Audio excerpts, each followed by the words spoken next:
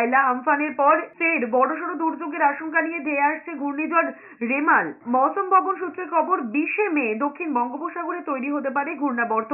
এরপর সেটি ক্রমে উত্তর দিকে অগ্রসর হয়ে শক্তি বাড়িয়ে 24শে মে নাগাদ সেটি ঘূর্ণিঝড়ে পরিণত হবে। 25শে মে সন্ধ্যের পর পশ্চিমবঙ্গ এবং বাংলাদেশের উপকূলে আছড়ে পড়তে পারে ঘূর্ণিঝড়টি। বঙ্গোপসাগরে তৈরি হওয়া এই ঘূর্ণিঝড়ের নামকরণ করেছে ওমান। 2009 সালে 25শে মে সুন্দরবন তছনছ করেছিল আয়লা।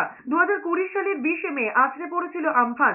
আয়লা আমফানের ধ্বংসাত্মক ছবি এখনো টাটকা রয়েছে মানুষের মধ্যে। সেই ক্ষতি কাটাতেই অনেকটা সময় দিতে হয়েছিল বঙ্গবাসীকে।